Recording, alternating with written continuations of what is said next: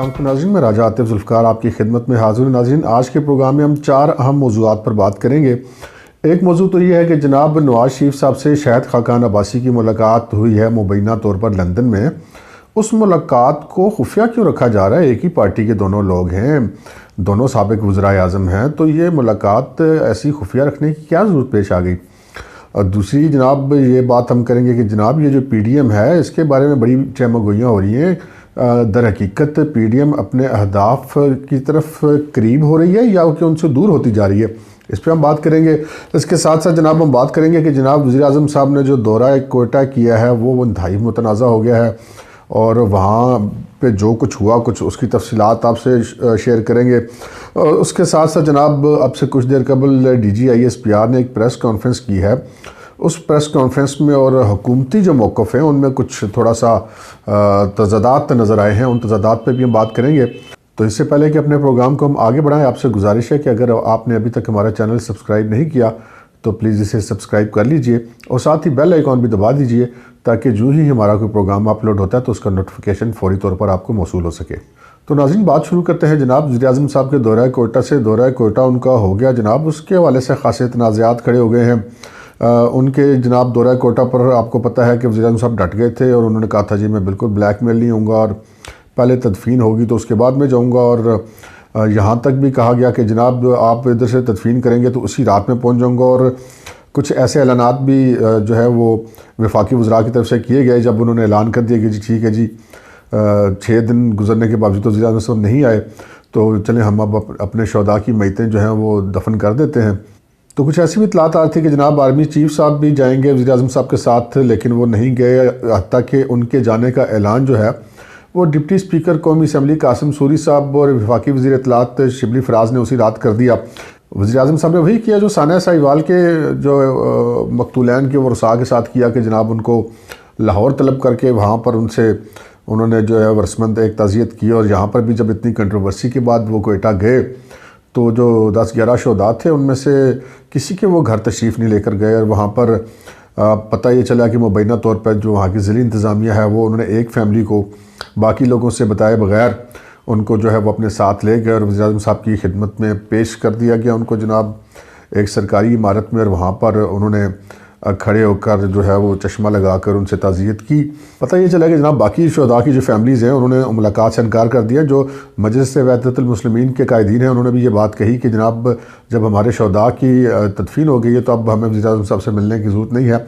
लेकिन अब चूँकि वज़ीर आज़म साहब वहाँ पर चले गए थे तो फिर जनाब वो जो मकतूलैन के लवाहिकीन में से एक फ़ैमिली को वो जिसे कहते हैं ना कि वो जकड़ कर या पकड़ दकड़ कर वज़ीर आज़म साहब की खिदमत में पेश कर दिया गया। तो इस तरह ये जनाब जो दौरा कोयटा था बजाय उसको उनका कोई उसको फ़ायदा होता, कोई शहदा के ज़ख्मों पे मरहम रखा जाता, उल्टा वो ज़्यादा मतनाज़ा हो गया। वज़ीर आज़म साहब को जो है वो ये जो एक्ट उनका पूरा इस अरसे में रहा कि आपने देखा कि वहाँ पे लाशें रखी हुई थी और 6 दिन और 6 रात वहाँ पे लोग लाशें रख के बैठे रहे।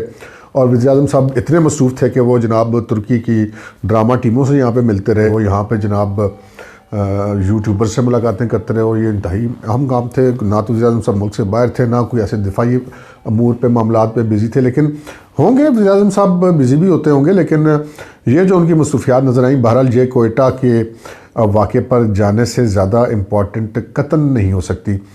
तो नाज़रीन, आपने देखा कि जनाब ये हुकूमत तो जिस दिन से आई है करना कराना कुछ है नहीं स्वाय महंगाई करने के, और हर शोबे में नाकामी, खारजा पॉलिसी में नाकामी, मईशत में नाकामी, दाखिला पॉलिसी में नाकामी, अमन अमान में नाकामी।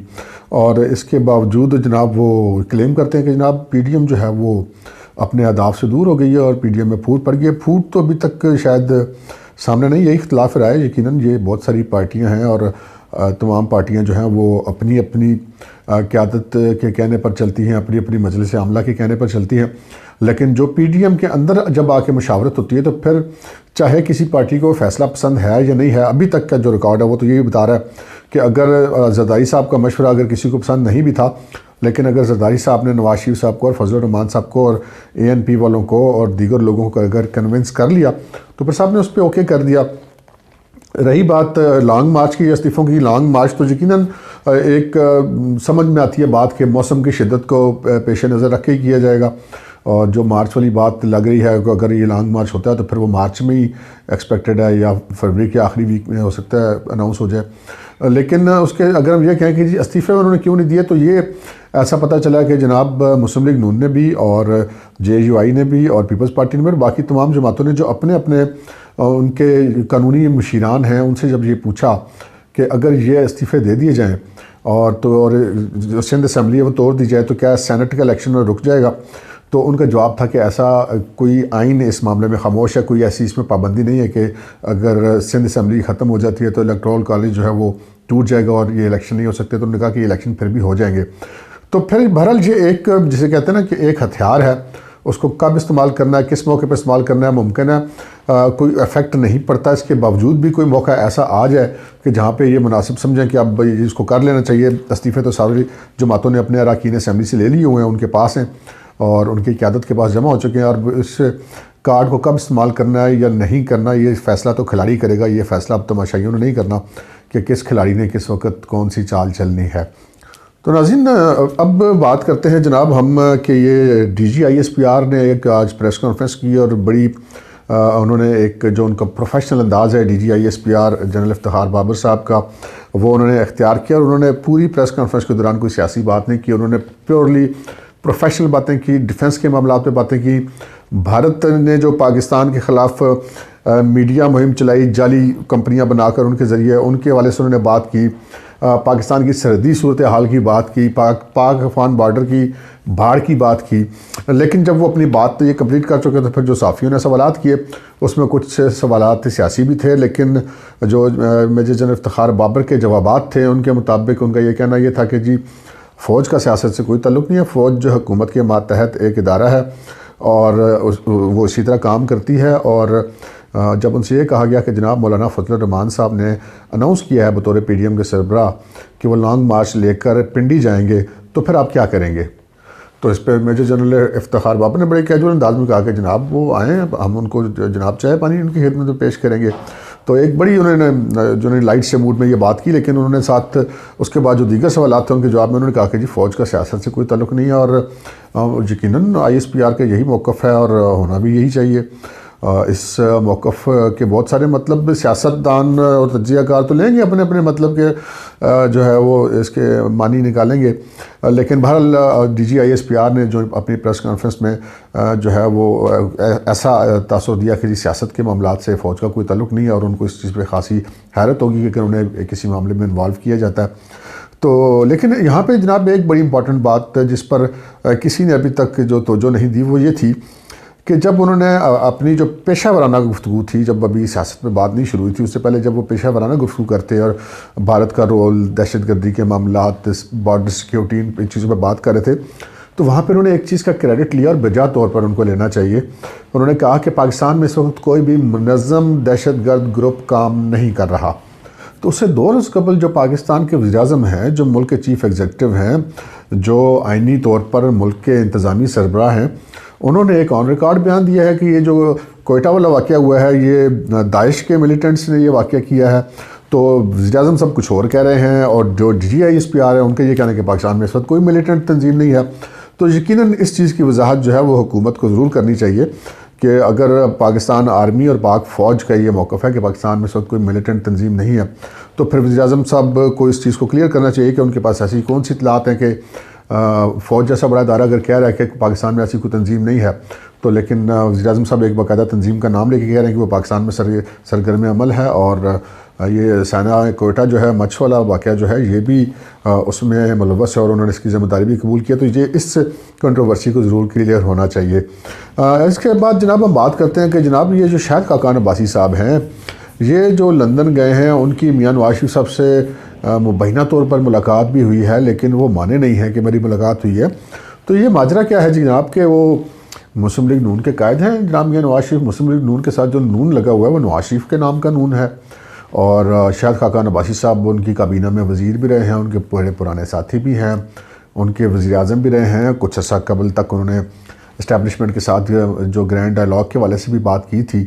तो वो जनाब गए हैं, तो उनकी ये कैसे मुमकिन है कि उन्होंने मुलाकात ना की हो।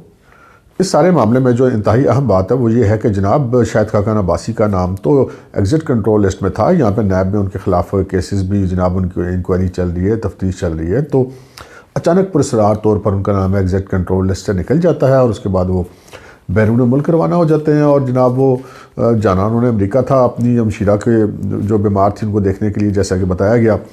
तो इस हुकूमत से तो कोई ऐसी तो शाहिद खाकान अब्बासी साहब को, ये किसी भी मुस्लिम लीग नून के आदमी को नहीं है कि जनाब वो जज्बा इंसानी हमदर्दी के तहत किसी को मुल्क से बाहर जाने की इजाज़त दे दें, एग्ज़िट कंट्रोल लिस्ट से नाम निकाल दें। वो तो किसी का भी नाम वो डालने पर ही ज़्यादा जोर रखते हैं, निकालने पर तो रखते। तो एक पुरस्रार सवाल तो ये है कि जनाब शाहिद खाकान अब्बासी साहब का नाम कैसे निकला, मोहम्मद अली दुरानी साहब जेल में जाकर शहबाज शरीफ साहब से कैसे मिले। अगरचे कि मियाँ नवाज शरीफ साहब के बयान उसी तरह सख्त आ रहे हैं जनाब मुख्तदर हलकों के हवाले से, लेकिन वो जो पहले उन्होंने नाम लेकर बयान देने शुरू किए थे वो भी अब नहीं लिए जा रहे। मरीम साहिबा भी अब किसी का नाम नहीं ले रही, वो भी सिर्फ हुकूमत को रगीद रही हैं। इधर से शाहिद खाकान अब्बासी निकल के चले जाते हैं, वो तो जनाब शहबाज शरीफ साहब से मोहम्मद अली दुरानी साहब मिल लेते हैं, फिर उसके बाद मौलाना फजल रहमान से भी मिल लेते हैं, फिर जनाब आसिफ जरदारी साहब जो हैं वो जैसे कहते हैं वो क्या सेटेलाइट टेलीफोन के ज़रिए मियाँ नवाज शरीफ साहब से रब्ते करते हैं। तो कुछ ना कुछ जनाब खिचड़ी ज़रूर अंदर पक रही है। वो खिचड़ी क्या है, उस खिचड़ी की कुछ खदो खाल वाज़े होंगे कि ये जो ज़िमनी इंतखाबात आ रहे हैं, ज़िमनी इंतखाबात के जो नताइज होंगे उससे काफ़ी जो है वो चीज़ें वाज़े हो जाएंगी। और जब शाहिद खाकान अब्बासी साहब पाकिस्तान वापस आ जाएंगे तो उसके बाद भी कुछ मज़ीद चीज़ें वाज़े होंगी। आज के प्रोग्राम में इतना ही, इजाज़त दीजिए, अल्लाह हाफ़िज़।